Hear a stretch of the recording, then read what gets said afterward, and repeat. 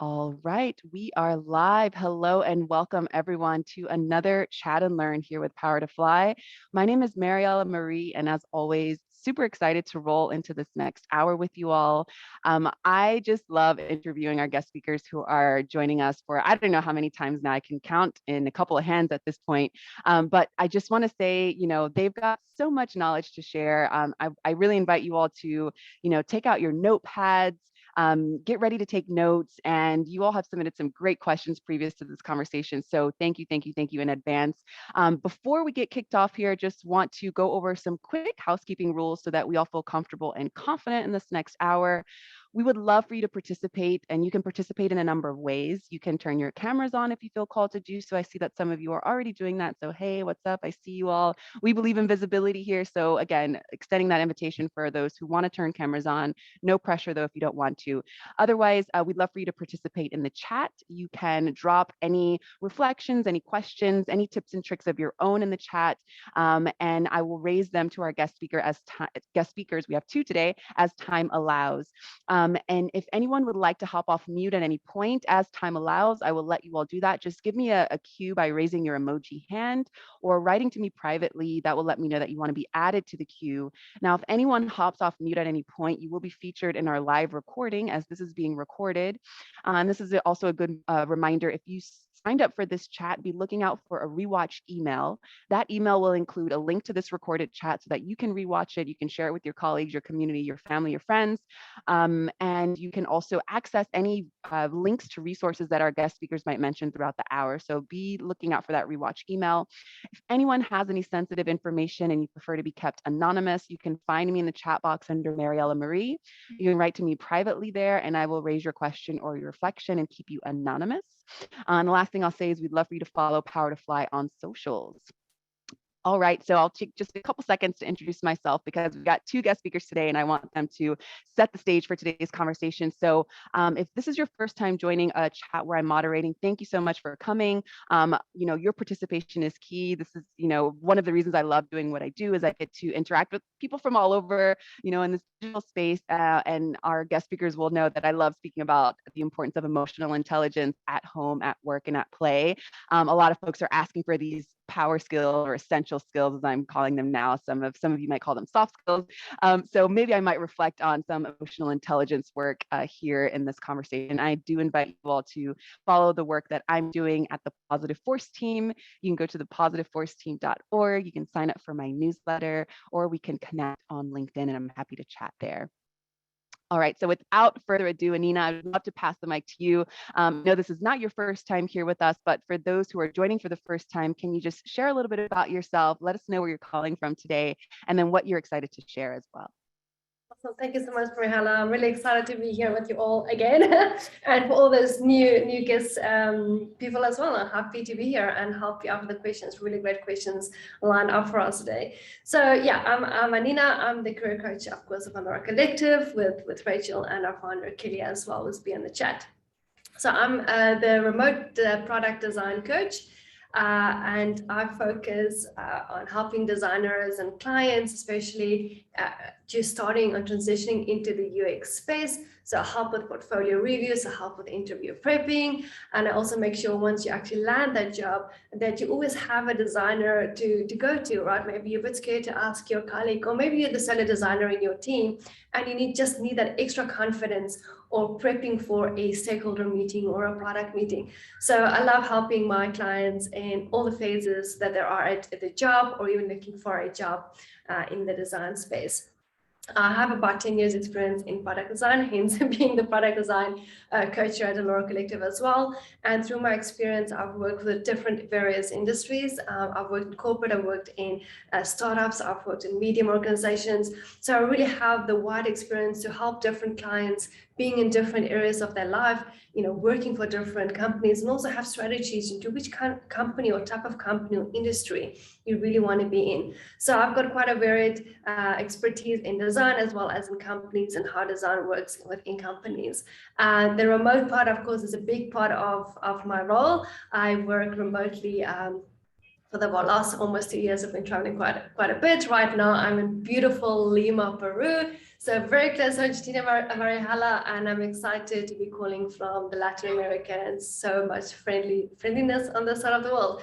So that's kind of the short of me. There's a little bio if you want to read more, and of course we'll connect during this hour. So once again, I'm excited, and yeah, excited to answer the questions. Over to you, Marihala or Rachel.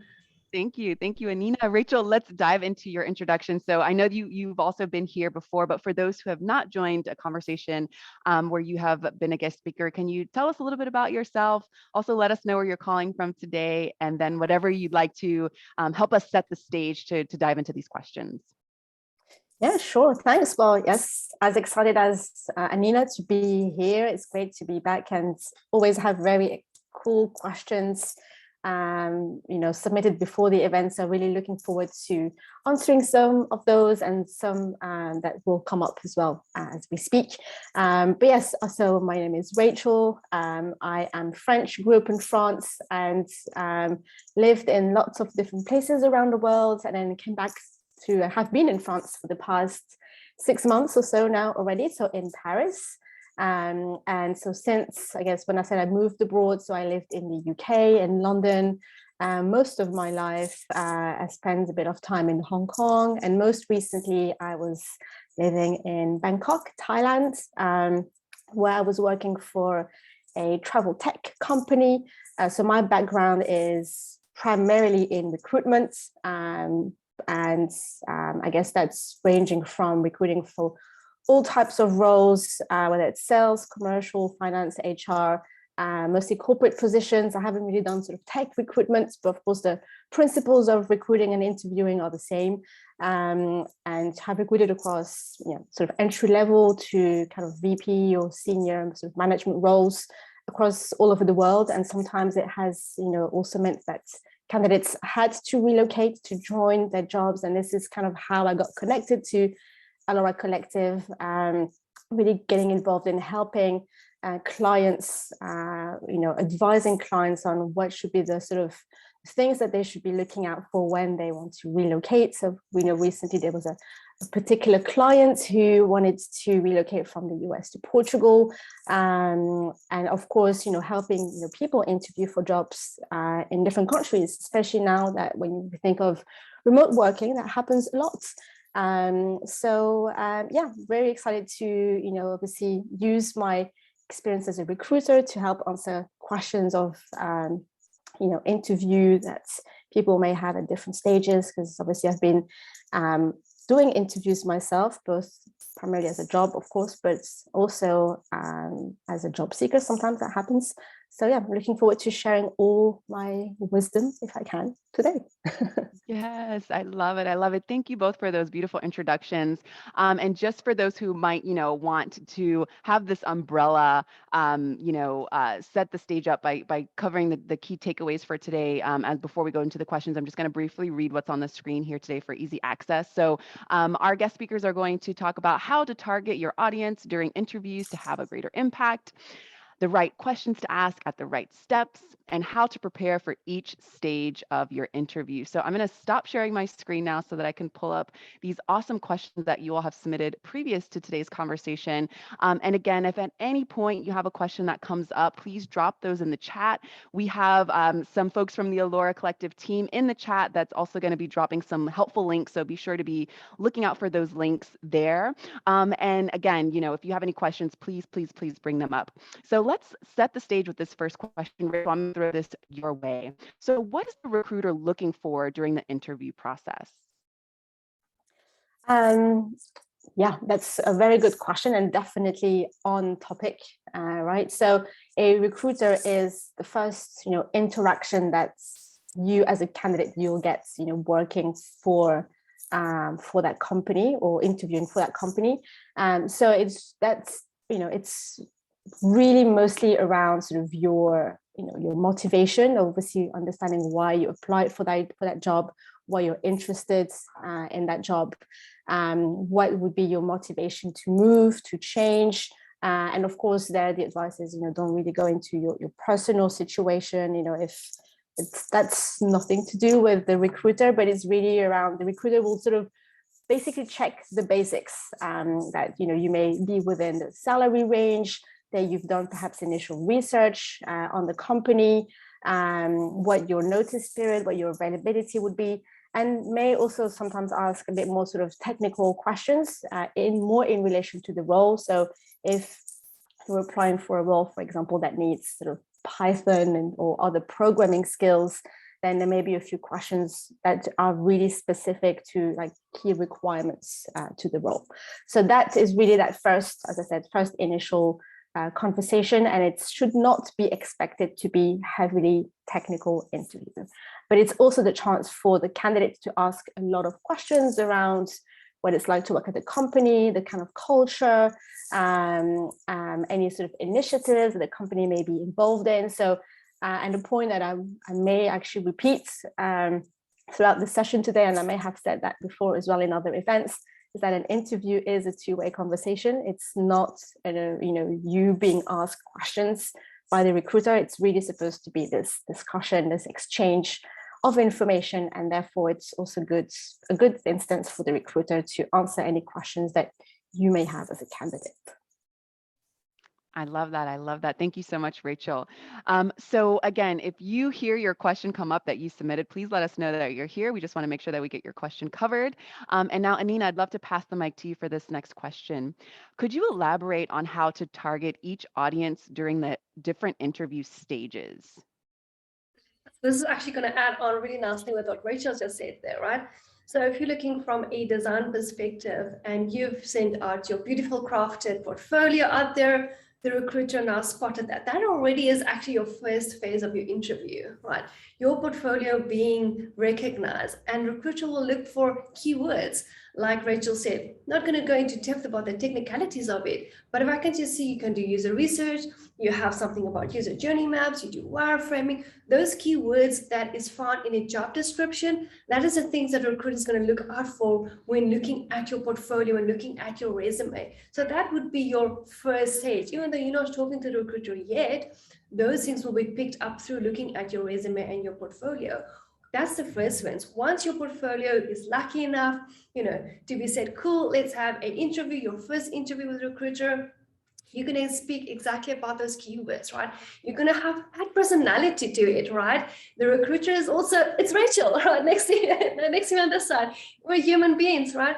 So chat to her, have a conversation. She's going to need to know more about you. Are you aligned with your values as a person and in this role, and does that fit within the company as well? It's very early on, but we need to see that. A lot of people I know, get in a situation where we're desperate, we're applying for a lot of roles, but you can see that in an interview, especially the first interview. You can easily see, if I call you, do you even remember that you applied for this company? Do you even remember what the company is about? All right. Have you prepared questions? As Rachel mentioned, you have to come with questions, right? Not silly questions that's important to you. Because think about why you left your previous job. Maybe because it wasn't a fit. Something happened there, right? Remember these things and take it forward, learn from it, and ask it in your next interview.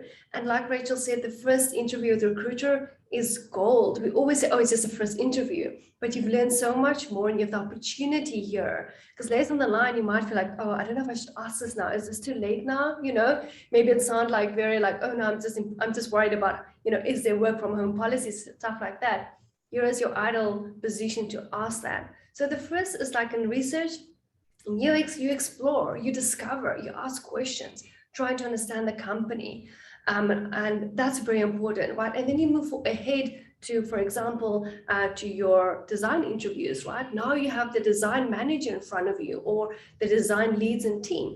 Now your focus is more about your case study, about your technical skills, explaining your thinking, right? So you talk about that. And of course, we at Allure Collective help you with preparing for those case studies. We run through those case studies, making sure you have a really good summarized version of your case studies, because we all know that could be pages and pages long, and you sometimes just have 20 minutes to explain something. So we help you focus on the right things so that the design manager can see you can actually do the job, right? They just want to see, can you do what we want you to do in this role? And you need to have the confidence and the way of communicating that to the design manager or the design team, right? And then thereafter, you go into, let's say, in-house interview, I mean, you have to work with different stakeholders and you have a different audience again. So once again, you have to be a bit, proactive here and think about what do they want to hear from me, right? What do I need to bring to the table to show that I'm adding value to this role and what they intended to be. So save your job description, keep it handy, because sometimes we lose track of what role we applied for and what they needed from me in that role. So when you go into an in-house, interview, you just read that before and like, oh yeah, these are the things I want to focus on. So in this role, I'm going to ask the developer these questions. I'm going to reach out to the marketing team, whatever it entails. So the thing is, it's going to be very personalized. And that's why, when you think about applying, we just apply generic. And that's why we struggle getting roles, because you're unique as a person, right? And you have your specific skills, and that role has to be kind of blended in with those skills with you as well. So, and this is going to be different for different type of roles that you apply. I'm just going to, cover, of course, my area of expertise, which is the design side of it. And that's how I say, look at it from a UX perspective. Look at your users as your personas, right? What's their goals? And then try to, of course, personalize it towards that. I love that. And you did mention something about confidence, and I know that's going to tie into our next question, but I wanted to see if Rachel wanted to add on to your reflection. Did you want to elaborate a little bit more on how to target each audience during the different interview stages? Well, Anina pretty much, I guess, covered the essential part here. As we said, the recruiter interview is that first initial, discussion, mostly around, as points that I talked about, can be around sort of make sure you fit in with the business. The next step, if you have an interview with the hiring manager, this is likely to be more technical. So obviously it can be, design type questions that Anina just talked about. If you're applying for a job as an accountant, you may get specific questions around your actual accounting knowledge, perhaps doing sort of month end or closing, so those types of more technical skills. But then there'll still be that element of cultural fit within the team as well. So there it will be fitting within the team, and the manager will be looking out for making sure that you would fit within the people that you would be working with. So again, here's still the opportunity for you to ask questions about the team that you'd be working with. Then sometimes, or if you do have another interview after that, depending on who you interview with and the level of the role, it may be more on the strategic side, when you've been creating, a vision or a strategy or putting a plan in place. So yeah, really thinking that really obviously who your audience is will determine, how you should prepare for the interview. I love that. I love that. Thank you. And I see we've got more live questions coming up in the chat. I just want to let you all know that Kelly is a part of the Allura Collective team, and she might be jumping in there to respond to some of the live questions in the chat. So definitely look out for that in the chat. Let's move on to this next question, because Anina, you did hit on, looking for the confidence or bringing your confidence to the interview. So this question speaks specifically to that. What can be done for people who struggle with confidence and are nervous in an interview? Anina, can you take that one first? Yeah, I love that question, because we all struggle with that. Even if we have confidence, we can still be nervous, right? Nervous doesn't mean we're not confident. A little bit of nervousness is good, right? It puts a little bit of adrenaline around, right? And some passion in our interviews. But of course, so much of it makes you kind of incapacitated, and you can't really answer or focus on office like, oh, I knew all of that, right? So confidence is important, right? Because in the end of the day, we need to convince the person on the other side that we can do the job, right? And if you can't talk about yourself in a positive way or a way that you can add value, unfortunately, you can derail your own path for yourself. So confidence, the small things matter here. And it might sound silly, but I want you to try this. Go and ask for people's feedback on your work. For like LinkedIn has this recommendation section, and people write really nice things about you. It's very unlikely they won't, right? So the right things are positive about you, not just personally, but about your work, your skills. And read those things out aloud before you go into interview. Remind yourself why you applied for this role. Remind yourself why you thought you were good enough for this role, right? So read these referrals, these recommendations. If you don't have any, please go either ask your colleagues, to write these things, because they might think it's just for your LinkedIn, but meanwhile you use it to prep yourself, to be ready for that interview and feel positive about yourself, right? So that's a good reminder, that confidence. And then the second part of is practicing, right?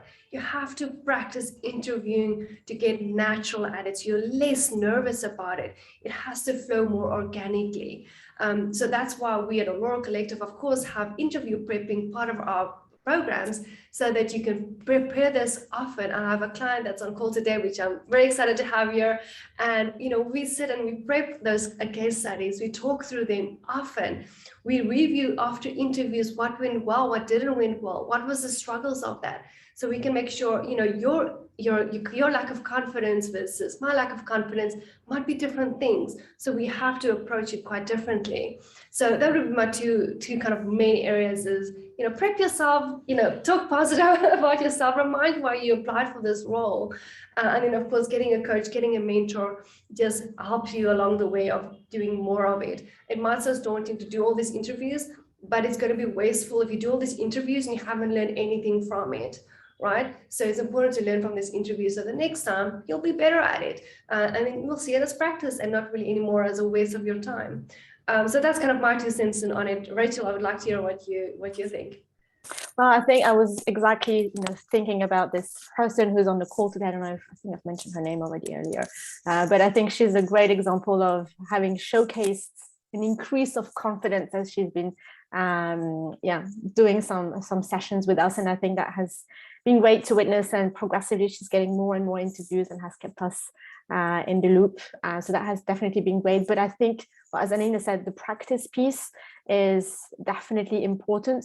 My advice here is, you have to find questions on the internet, find interview questions, write them down, and then write your answer. And I've done that myself in an Excel spreadsheet, and I've structured my answer in a STAR format. You can look up STAR interview format, technique, whatever on the internet, but it gives you a structure of how to be more convincing in your answer. So there's loads of techniques. STAR is one. There's also one called CAR, which is, context, action, result. So the context is, kind of giving the whole general situation of, what was the issue. The action is what you did to resolve that issue, and then the result was the outcome, and that gives a really good convincing answer. If you structure your answers like this, and this is why I suggest to write these questions and you write the answers, and you use often, I don't know, once or twice a day, you look at them, you reread them, you kind of become accustomed to, you practice, I guess you exercise your mind to come up with these specific answers, which will be convincing. You're kind of learning them by heart, but you don't want to be too comfortable with them because you don't want to sound, like a robot or anything.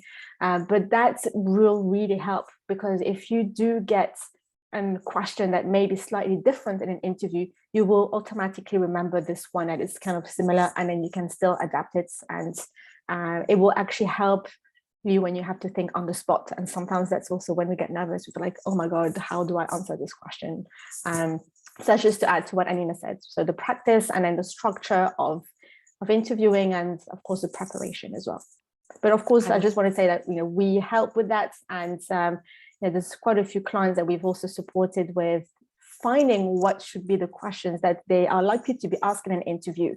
If you're, whether obviously depending on the job you're applying for as well. So yeah. Awesome, Rachel. And I want to keep the mic on you, because I know that just as you pointed out, maybe you might be nervous and might say something wrong, or you might have to improvise something that you weren't expecting. So this question kind of leans into that. How do you bounce back after you notice the interviewer may not have liked your response? Well, how do you know the interviewer may not have liked your response? I think there's can be loads of cues. It can be, visually like this. You feel like you see someone like frowning or making a funny face. But there's loads. Well, there's more and more interviews nowadays where to remove bias, it may not be. You may not have a video anymore. So you just have to kind of like guess with how the person is answering, and sometimes it's really hard to figure out. And of course, then you have the interviews that are kind of face to face or in person, so that's a bit easier to say. But my point here, and again, I'm sort of repeating what I mentioned a few minutes ago in response to another question, is ask questions. You can ask, the person that you're speaking with, like, oh, actually, was my answer clear? Do you need more information? And let me know if you need another example. So taking the initiative to make sure that communication is clear, that will really help. And of course, if the interviewer is not so sure, or sometimes, you may have recruiters that are actually interviewing for very technical roles, and, we don't have all the technical knowledge, or we don't really know all the roles. So sometimes we get explanations from candidates and we're like, I have no idea what the person is talking about because it's too technical. So that's why, don't hesitate to ask these questions. And then, you'll see that perhaps, you may get an answer that's actually asked in a different way. And then you realize like, oh, wow, I've actually answered this completely wrong. So yeah, don't hesitate to ask questions and see if if your answer has been kind of, understood the right way. I love that. I love that. Anina, anything to add there? How do you bounce back? Yeah, I think if you do realize, the response is maybe in your perspective perceived as negatively, or, on that regard, then I would really say if that response that you gave the interview is essential to your, to your interview, to the job, and you have the vocabulary to clearly and concisely explain that reasoning, then just go for it. But you have to make sure you have the right words to use, right? You don't want to aggravate this. And if it's not essential to the job or to this process, then I would probably think it's much better just to move on to a different one, right? Because you don't know what the intention was or why that person reacted that way. And maybe sometimes it's not even about you, right? Sometimes it could be something else. So it depends on the situation. You have to kind of observe if it's worth it. And then you have the rationale to actually defend that or explain that, to unpack that response if it was perceived as negative. I love that. Thank you both for those thorough responses. And I love doing this as well, kind of putting what we're saying and practicing into our real lives now. So if you all are interested in connecting with folks who are on this call, we got quite a few folks on this call. Of course, please connect with the women here at Allura Collective so that you can dive in deeper. But if you are also looking to build your network and maybe you have some interviews coming up and you want to do some role playing, please drop your preferred ways of connecting in the chat box. And I encourage you all to reach out to a couple folks. I'll leave the chat open so you can click on those links before I close the chat for today's conversation. But, please reach out with respect, and encourage each other in their interviews. I think that will be really interesting and supportive. So feel free to drop your preferred ways of connecting in the chat. All right, so let's move on to this next question here. How can someone new to the workforce effectively communicate that they can do the job without years of experience? So Anina, I'll let you pick this one up. I think I hear this often, I hear this from juniors, I hear this from people that has experience and thinking, oh, it's totally new. And the trick here is, luckily for a designer, you can create experience and an example from nothing, right? And how you do, okay, that sounds silly. How do you do that? The thing is, if you're going into UX, we solve problems, right? And problems are around us all the time. So if you're new for a UX role, but you have experience in, maybe you're in education or you come from the health, it doesn't really matter that much. Just take that experience, find a problem in your previous job, your previous industry, and solve it the UX way, and write a case study about that and explain your thinking and how you came to your solution. Right. So the fact is, you can leverage your experience in a different industry, problems that you have seen, and you've addressed that with your new skills, which you have either learned on yourself or through a course, and applying that in solution. And you can talk to the recruiter, you can talk to a design manager about that. So I almost find like this is a very frequently asked question. It has a really simple answer, right? There's problems, it will actually, to your benefit. It's fine if it's right now you think, oh, but that's only hypothetical. It's okay. When you apply for a role, most people have to start somewhere. We're just looking at your thinking process, how you approach a problem, how you think about it, the perspectives that you add to that. Right, that's what we're looking for, and that's why it's possible in the UX actually to get a job even as someone that's transferring and someone that's junior, because of that possibility. But it takes work, right? You have to sit in the work to write up that case study and to prepare it and to walk through it and have a portfolio out there. It doesn't have to be a website, it could be a PDF. Like I find people get paralyzed by like, I have to perfect this, you know. It's never going to be perfect. Nothing's ever perfect, right? It has to be good enough for you to confidently talk about it.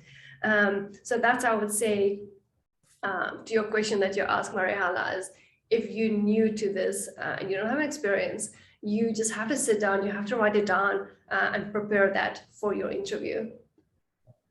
Awesome. Thank you, Anina. Rachel, would you like to add any tips for any, newbies to the workforce? Oh, and I think you're still on mute. Yes, I was just going into this explanation. I was actually saying, yes, it can be newbies to the workforce, but it can also still apply to you if you're maybe doing even a career pivot, and if you're changing and you're doing something completely new.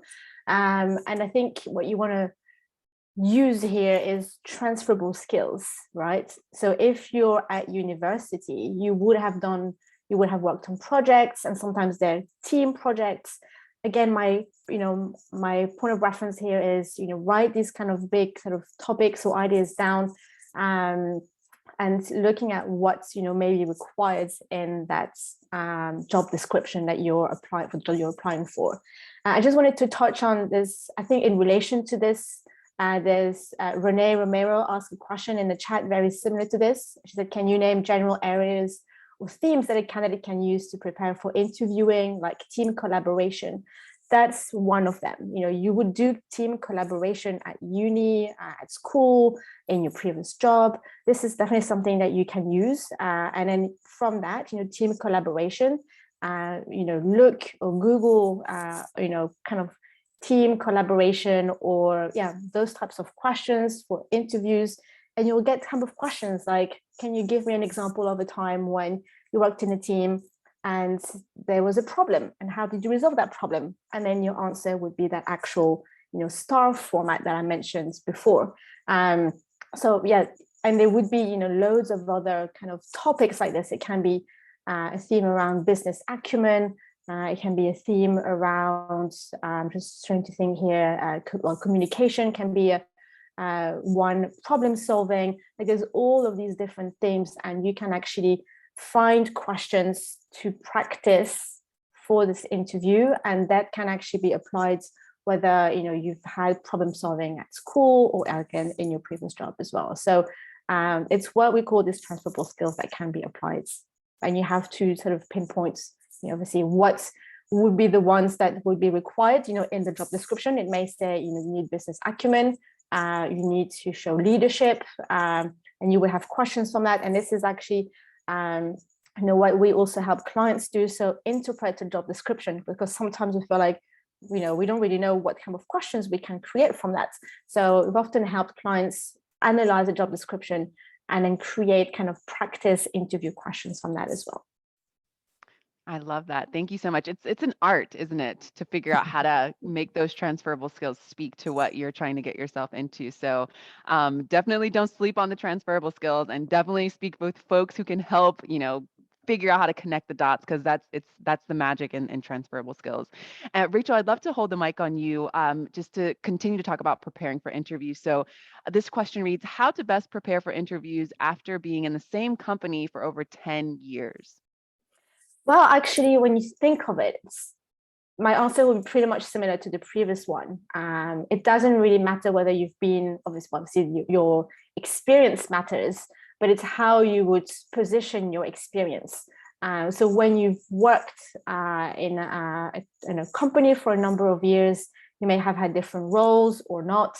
You really want to, I guess, think about different types of achievements that you've had. And I often tell clients that at the beginning of the process, of even before applying for jobs, think about stuff that you have achieved. What have been your successes?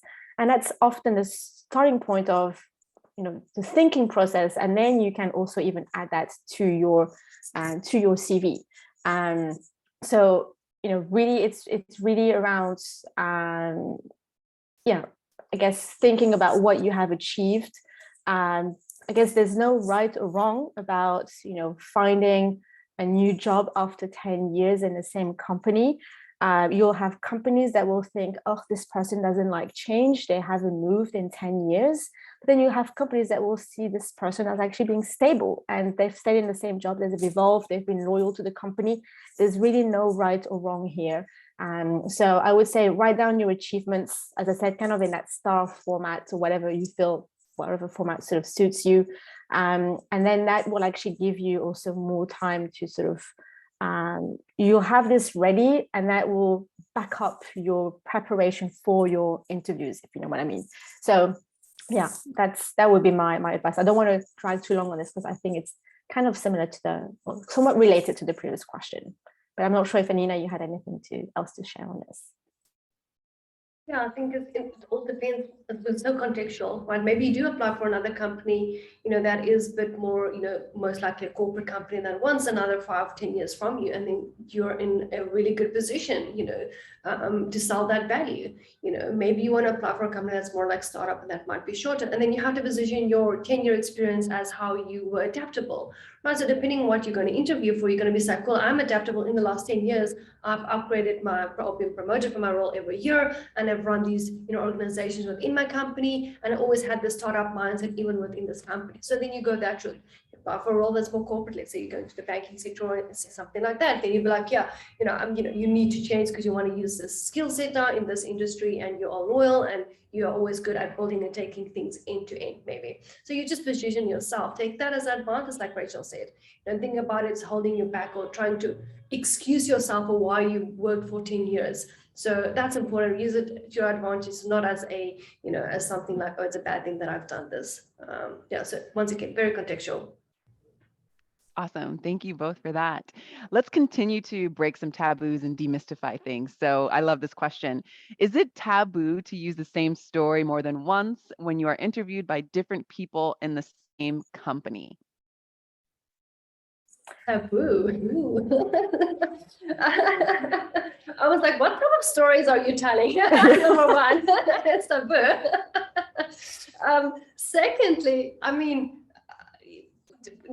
really, what story are you telling, right? If it's a story that is explaining your work or a previous example, and it hasn't been, communicated to the next phase of the interview, you can mention that you've mentioned this example before, and would they like you to elaborate on that same example, or do they want you to explain a different example? Then of course have an option. Don't say that you don't have another option, right, or another story. So make sure you're prepared if you would like that. Maybe it was communicated to them, but they do want to hear something else, right?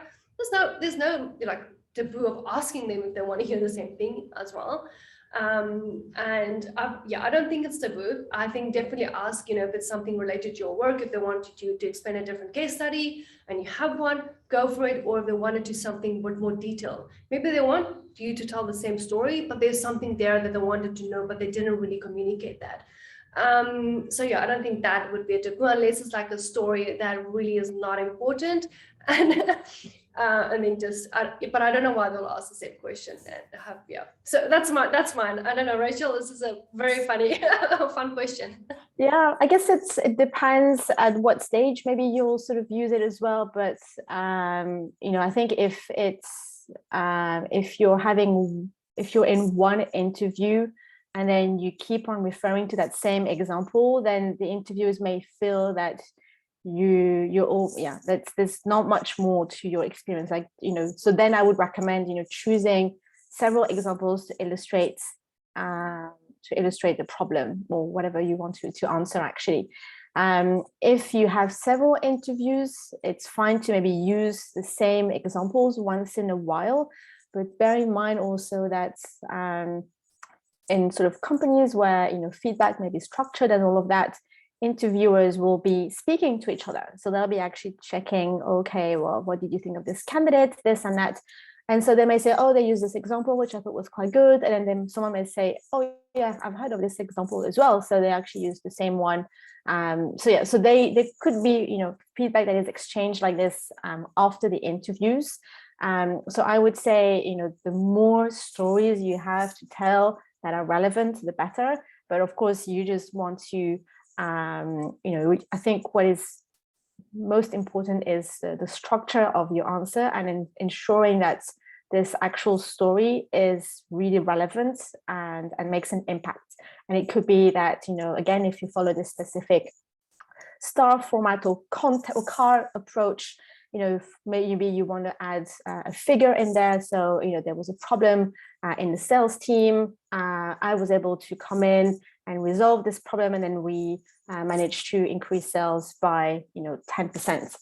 So they may ask you, well, what did you do specifically to increase the sales and resolve that problem? So the conversation will continue here. But if you use this example several times, you may actually add different elements to your answer as well. So I think it's all within certain boundaries. That's really the right answer. I love that. And then I wonder if this person is here live with us who submitted this question, because, there is this, you all spoke a lot about the elevator pitch, speaking about yourself and being able to have the story of yourself, down to a T so that you can just say that in your sleep. So definitely, just to be clear, they're not trying to deny who you are in a part of the interview. So make sure you still share, your personal, like who you are, why they should hire you, but to add, flavor and different colors there as well, to add options. So I just wanted to reiterate to that. They want to know about you. They want to know your story. So don't take that out of it. Okay. Okay. So this is one of my favorite questions that was submitted. So as we see, lots of companies are being asked and sometimes demanded to change, to be more inclusive, to be more equitable, to, all of the diversity, equity, inclusion, belonging initiatives.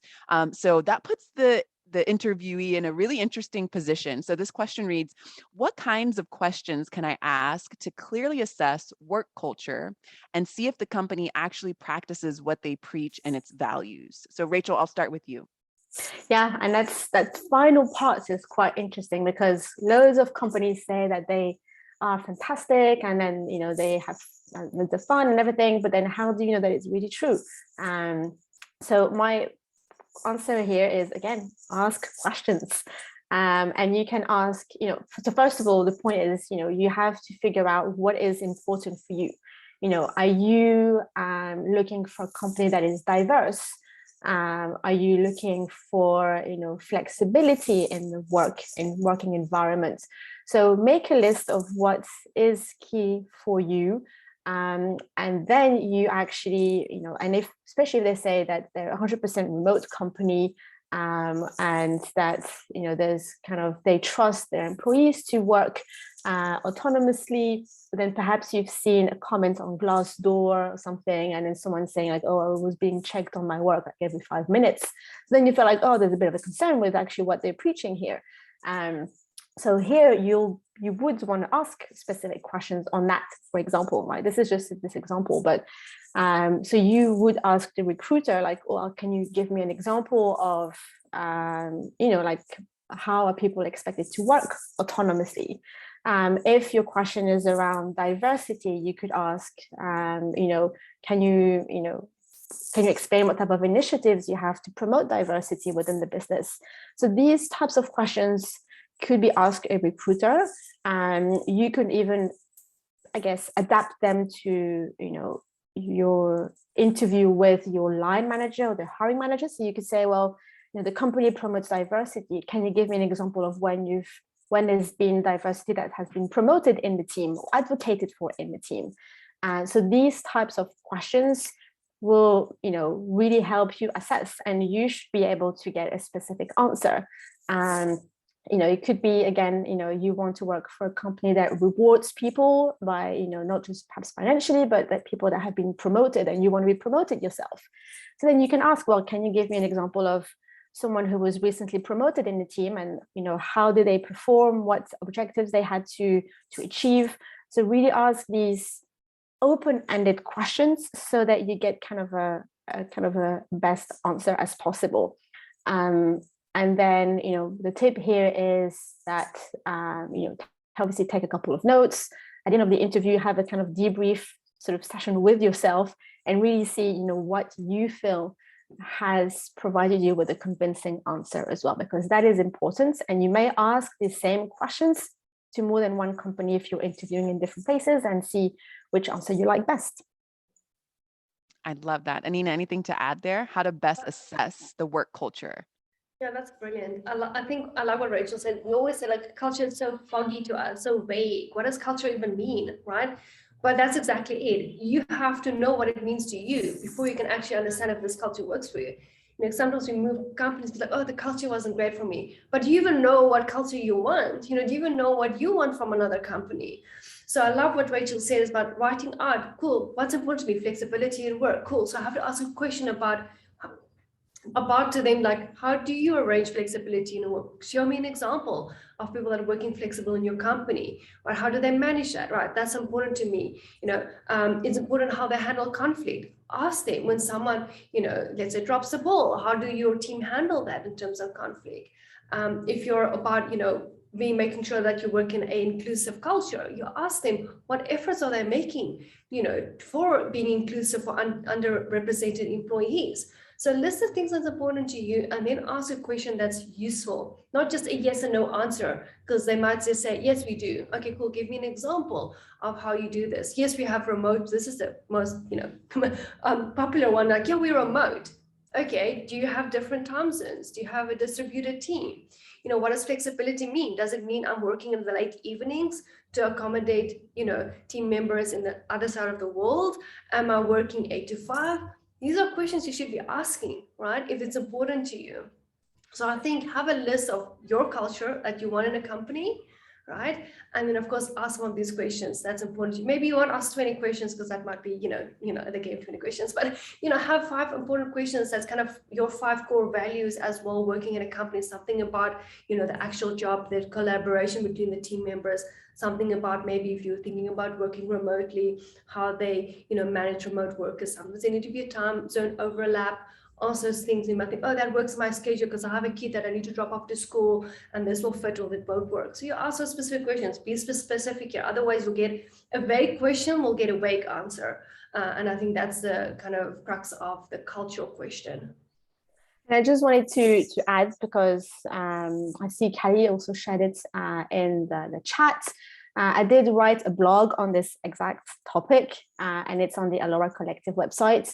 And it's really around how to determine if the company you're interviewing for is the right fit for you. So I think it fits very well with this question. And I've also given a few tips on how to actually go through that thinking process of what's important for you, and then transform those elements into questions that you can ask in interviews. I love that. I love that. Definitely go and check out that link that Kelly dropped in the chat. For those of you who are rewatching, you go to aloracollective.com, and the blog post is how to determine if the company you are interviewing for is the right one for you, as Rachel said. So let's move on to this next question. Anina, you kind of touched on this, but I would love for you to unpack it further if you find it necessary. How should we raise questions about work-life balance and time zone issues? So you mentioned, you know, bringing them up, but when does one bring that up? I think it's, you know, you can, of course, maybe not early on, but you can ask more specific questions. Like my previous example would be, you know, you say you have a flexibility arrangements. You know, I take my kids to school on Wednesdays. Is it okay if I, you know, show up a bit later, you know, on that day, right? So that is a question to ask specifically to your circumstances, right? So for example, I work in different time zones. I'm right now in Peru, so I'm on the, you know, American time zones. I have clients and companies I work for in Europe and that side of the world, right? So I'm more prepared for this. I would be like, okay, cool, what is my meetings? You know, can we reschedule some of these meetings to fit in a more global time zone? There's a lot of apps out there to, you know, sort the time zone issue. Of course, I've changed within my company, but this you can ask beforehand. You know, where are the team members? Okay, cool. One is in America, one is in Europe. How do you schedule meetings? Do you have asynchronous meetings? You know, do you have one meeting a week that everyone comes on, you know, on a call and we have a discussion, right? So on that question, I saw the word issues. And I think if you think about it as being an issue, it's going to be an issue, right? So I'd rather say it's using it as an opportunity to find out, do they work in different time zones? Because working remotely doesn't mean you work necessarily in different time zones. Some companies are remote within a specific set of time zones. So that usually is sometimes indicated in the job spec. And that means it's important to them, right? Because they might have synchronously meetings or client meetings that you need to be part of, right?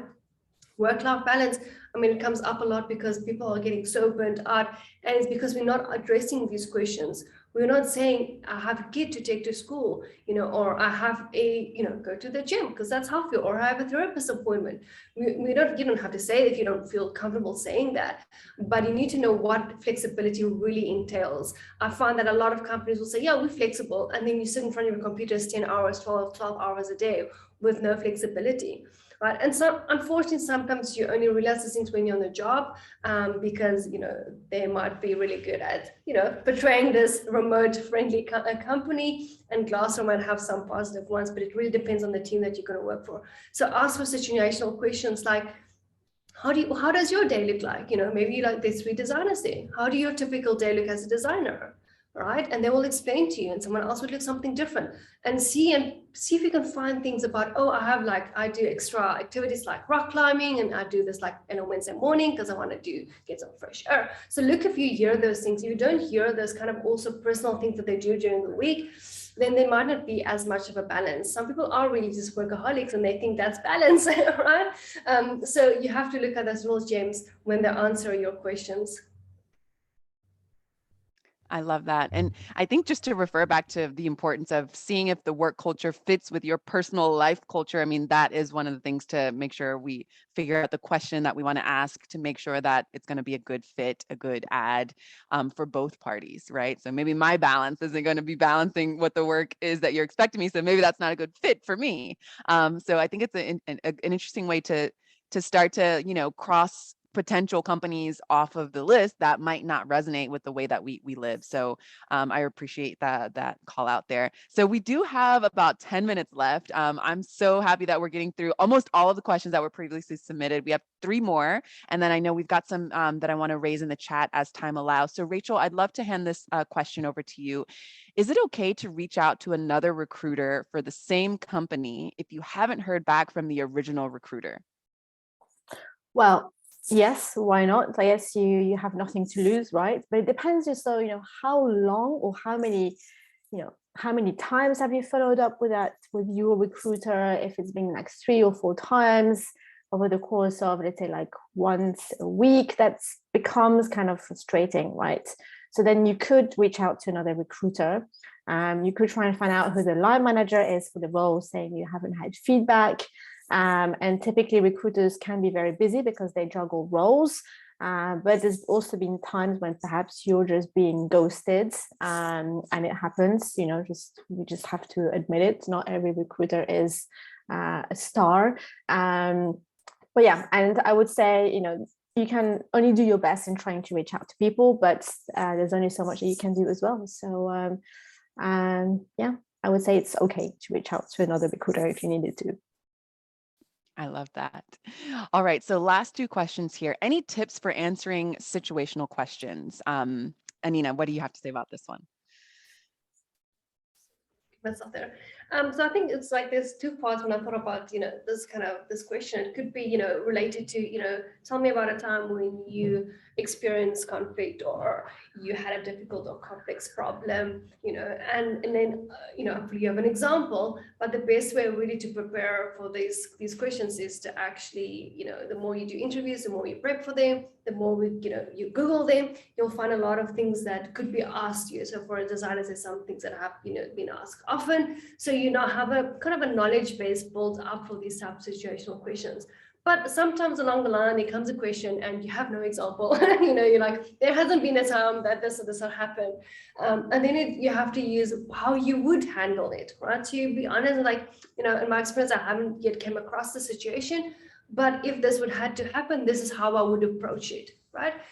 So there's nothing wrong about, I actually appreciate that. It tells me, okay, you think about when this happened, because it might happen, and you prepare for a situation like that. So if it's something like, your work related, he explained that you haven't yet experienced that, but you would handle it this way. Of course, the more you prep for interviews, the more knowledge base you have of examples. If it's something more personal, keep things lighthearted. You don't have to go into deep. If you're like maybe a fanatic of sports, you can gauge the interest from the interviewers. Some of them might be related to a specific hobby that you're doing, and that creates a conversation, which is always good if you relate on somehow on the interview as well, maybe on a personal level, or things that part of the company vision or mission, like maybe they're, very into, the nature conservation, and you might be finding something that you're interested in there. So look at the company culture page, look about the team as well, what they do. I think companies are really getting really creative about showing how they are to the outside world now. So make use of those about team pages, actually becoming more valuable. Have a look at Glassdoor as well, like Rachel mentioned earlier, to get an idea of things that you can answer, which is also might be useful and relatable to the interviewees. I love that. Rachel, do you want to add anything? Just very briefly, because I know we're just coming to the end, but yeah, really a situational question would be kind of, we kind of always start with, tell me about a time when you've been in a challenging situation, or when you've dealt with a challenging customer, or these types of things. And the point for it is for you to think of a time when it's happened to you, so that the interviewer can somewhat predict how you're likely to approach that situation again. So it's actually giving a good indication of how your future behavior is likely to be. And there's loads of questions on there, depending on, of course, again, the type of job you're interviewing for. If you're going to be if you're interviewing for a role that's, well, I guess if you'll be managing a team, for example, you may have a question around, can you give me an example of a time when there was an issue in your team, or you had someone underperforming in your team? How did you resolve that? So these types of questions, and there's no right or wrong. It's really how you approach. Sometimes the answer could be, I made a mistake. I didn't realize this person was underperforming. And then I sort of, I sort of took it out too late, and then, whatever happens. But it's fine if you say you made a mistake. It's actually how your actual process around it. So I would say, there's loads of questions that we can actually help clients prepare, and we've also helped them prepare already. I love it. You all are, the chat box is on fire right now, just singing everyone's praises and saying that this has been so informative. We do have 3 minutes left, but I know that this is, a really interesting question. This is the last question that was submitted. Any tips for succeeding in remote interviews? So maybe we can do just like a popcorn round, do's and don'ts, for succeeding in remote interviews. Rachel, let's start with you. I would say, again, be prepared, have your notes. It's okay to have something on your screen. Obviously don't look or don't read or anything, but have your notes, be prepared, ask questions, just be relaxed. You don't even need to wear anything too formal. We know that you can be wearing like a nice top and then shorts underneath, like who cares, right? So yeah, I would say, find out who your interviewer is likely to be. You could even book a session with us if you wanted to practice beforehand, and then I'll let Anina add anything she wants to add. I think be comfortable. It's a race about clothing. Just be comfortable, because if you're not comfortable, you cannot be yourself. And what we're really looking for is being yourself. We know it's already hard doing it remotely, so try to be comfortable so you can be yourself. Put a sticky note next to your camera right here, right? And put a smiley face on it to remind you to look into the camera, or a photo of someone if you feel like, oh, now I feel like I'm talking to someone, I know, to be a bit more comfortable with that. Make sure if you let's say you use a Windows machine, that you make sure that it's started on, it doesn't have any strange updates that will make you late for your call, and your tech and your mic and everything is sorted out, because those real things stresses you out. And then you're going to be all more nervous when you actually have to just be on the call and just be calm and have some water, have some fresh air around you. And then I think you'll be good to go.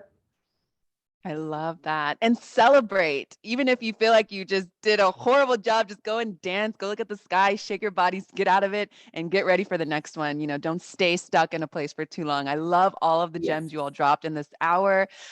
We've got 1 more minute left, so I'll just use this time to, again, say thank both of you. Allure Collective, you all are always just like the bomb, like amazing with all the work that you all are doing. So I definitely recommend those of you who are either rewatching or joining us live to check out their website. They have so much, so many valuable resources there. You can also book some time to chat with them and connect with them on LinkedIn. Thank you everyone so much. Good luck. The interviews coming up, and I hope that this has been really helpful. Good luck, and we'll see you on the next one, everyone. Take care. Thanks, everyone. Thanks, Mariella.